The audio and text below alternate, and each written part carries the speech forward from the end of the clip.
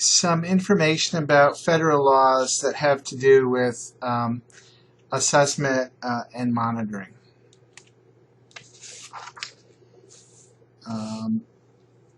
The first one I want to mention is the No Child Left Behind Act of 2001.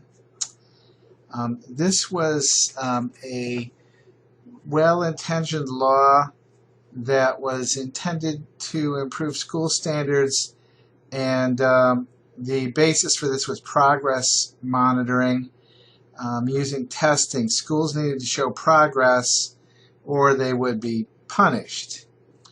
The basic idea of No Child Left Behind is to set goals for schools and reform the ones that fail. Under the new program, states have to test students every year, and the states will set target scores. If the schools lag behind, the state can take various corrective actions, which would include changing the staff and administration or reopening the facility as a charter school. The way school counselors have been involved in this is by helping administer the tests, interpret results to parents. In my school district, we have a couple CINI schools, even though we're considered one of the top performing districts in the state. Sooner or later, just about every school becomes a CINI school because it really gets to a point where if you already have high-performing kids, they don't really make a high degree of yearly progress anymore. The way the law is set up now, just about every school will eventually be considered a school in need of improvement because they're not making what would be considered adequate progress. There are some new rules. They're pretty much schools and states can apply for waivers so that they don't have to be subject to the restrictions or penalties for being a CINI school. There are a lot of difficulties with this law, even though, as I say, it's well intended, but there's too much of an emphasis on testing.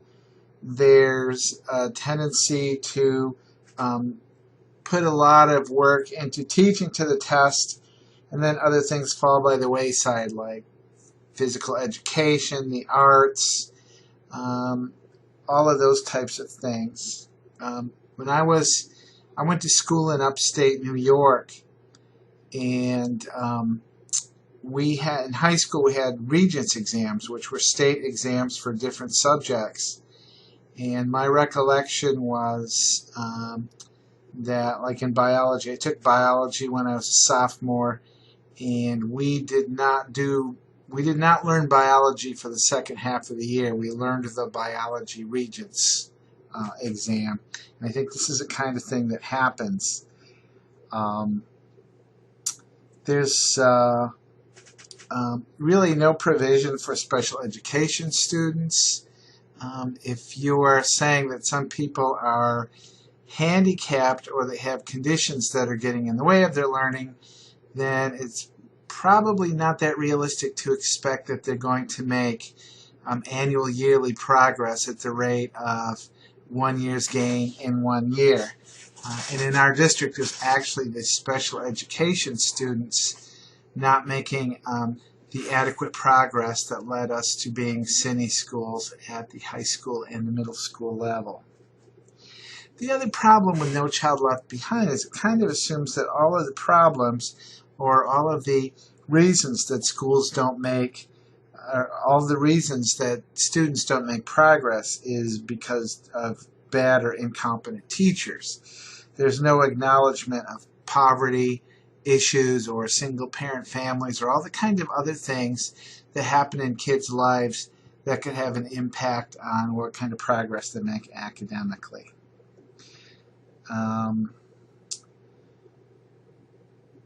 No Child Left Behind pretty much exclusively uses achievement gaps to label schools as failures, but doesn't really provide the resources or support needed to eliminate them.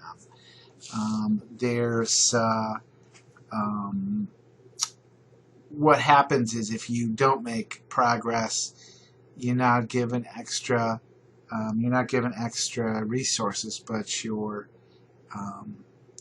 punished if you don't make progress. Kind of reminds me that there's a poster that says the beatings will continue until morale improves. I think that's a pretty good summary of No Child Left Behind. But that's my little editorial rant there. I think that if Obama is reelected, we'll probably continue to see some modifications of this law.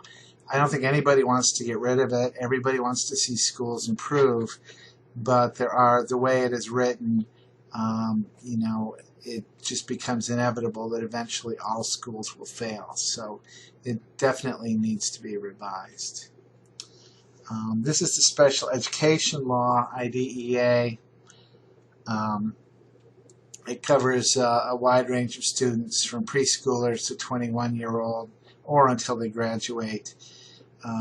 The law includes a mandate to locate, identify, and serve students with special needs,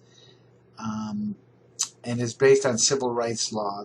The idea is that students are entitled to a free, appropriate public education, and schools must make accommodations and modifications to assure that this happens. Since it's a civil rights law, it's an entitlement. In other words, the schools, if the student has needs, the schools are obligated to provide them and meet their needs. There's usually a continuum of services. Ideally, the mainstream is the most desirable place to get your services, but it could also include even residential placements. There are several diagnostic categories with criteria. You may have covered this in previous class, so I won't go into a whole lot of details. Just to say that different evaluations are mandated for each one. For example, if you suspect there's a learning disability, then you need IQ, achievement, vision, hearing screening, a class observation. If you're suspecting that there's an intellectual disability, then that requires that you do cognitive testing and also look at functional independence. Now, counselors don't usually get involved in doing the assessment piece, but counselors are very likely to serve on special education teams, which could include child study teams that look at some preventative activities, a pupil placement team where the decision is made to do an evaluation, another team where the test results are heard and the decision is made, and also IEP teams. School counselors may also be involved in writing behavioral, emotional goals for IEPs, and they could be listed as related service providers on IEPs. So school counselors are very likely to be quite involved in the special education process. Here's some more information about how the process works. I mentioned the different types of teams and the educational plan. Now, there's a new type of special education service which is called RTI, or Response to Intervention. And the idea of it is that as an alternative to doing standardized testing and going the usual diagnostic route, it's a preventative model. So the idea really is to identify students' learning or behavioral issues early, as soon as they show up. And this is versus the wait to fail model, where kids are referred for testing after you're not making progress for a couple of years. This is also based on data, but it's more of not standardized test data, but more kind of continuously monitoring data. So it would be doing an intervention and gathering information, like maybe it's, it could be the number of times somebody's out of seat in a day or something like that. So you have data like that, you apply your intervention, and then you look and see, based on the data, whether your intervention worked. If it doesn't work, you try a different intervention. So that's the idea of really trying to intervene as soon as problems show up. This is a tiered model. So the first tier is preventative intervention. So that's targeted at all students. For example, in my wife's middle school, they have a peer mediation program. They have they come into the classroom and they teach classes on understanding your feelings, conflict resolution, all of those types of things. The second tier is for students who are identified at higher risk. So these would be students who are manifesting behavioral issues. And again, the first level would be to try to address these right in the classroom. And then the third tier is the most intensive intervention for more severe problems. And this might include being pulled out for longer-term programs, or it might even include being identified as a special education student. Again, this is a process that school counselors are very involved with, especially the Tier 1 classroom instruction and Tier 2 problem solving. Now, another law that affects school counselors is the Americans with Disabilities Act. And this is different from the special education law. The special education law, as I had mentioned, is a civil rights law, and it's entitlement, which means the school is obligated to give you what you need in order for you to benefit from free public education. And in order to be eligible for that, you have to meet certain criteria that are determined by evaluations. American with Disabilities Act, or what we call for short Section 504, is an access law, and it's a much more informal process, and it really covers a lot of different types of disabilities. Often, unless it's a really severe ADHD kind of issue, students with ADHD, at least in my school district, are more likely to start with a 504 accommodation plan. So what this says is that you can't be denied access to your education. So it's not an entitlement plan per se, it's an access plan.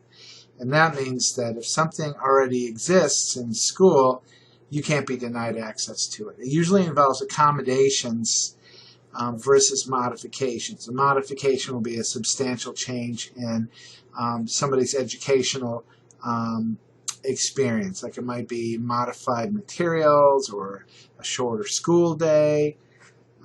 Accommodations usually include things like more time on tests, preferential seating, being allowed to take sensory breaks, those types of things.